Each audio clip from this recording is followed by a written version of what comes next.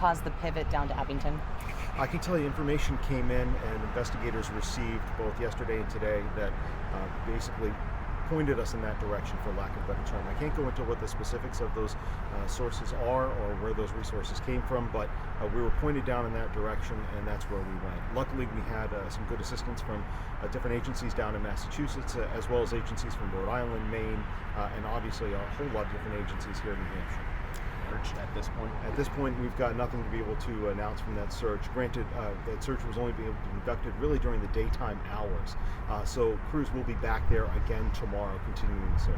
How specific or how confident would you say you are in the information that you received that sent the search that way? I mean, we talking a vague detail, or are we talking some pretty specific parameters here? I think the information that we've received is two different things. Number one, it had enough specificity to act on, and number two, it's been vetted. And as a result of that, it's certainly worth it for law enforcement to dedicate the time and the resources to search that particular area. Elijah's mother, now that she's in custody.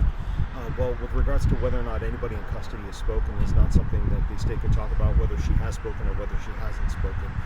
New Hampshire rules of professional conduct for attorneys is a little bit different than it is in Massachusetts, so we're very much restricted as to what we can and can't say. With the information you've received, I know the search picks back up tomorrow, 8 a.m. That's correct. How confident are you that things will come to a conclusion tomorrow? I'm very hopeful, let's put it that way. You have the Merrimack Police Department here, New Hampshire State Police, Department of Justice, a lot of other New Hampshire agencies have been working this case for 7 days. And when I mean 7 days, I should be saying 7 days and nights. You have men and women who have been dedicated from here and throughout New England who have come in to give us assistance. We're always hopeful that we're going to get a resolution, that we're going to find Elijah.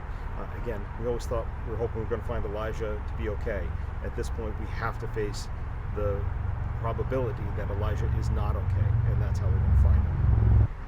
The information that you received, I know you said it was relatively specific, which is what gave you guys confidence. Mm-hmm. I mean, not to be crass here, but did the information say that he wouldn't be found alive? The information that we have is leading us to believe that, again, as we were hopeful that Elijah will be found alive, we're now facing the prospect that he is not. And we do have a belief at this time that Elijah is deceased. So you have a belief that he... We do. At this point, we were able to do that. Earlier on, I would not have been able to say that, but as of today, we believe that Elijah is deceased.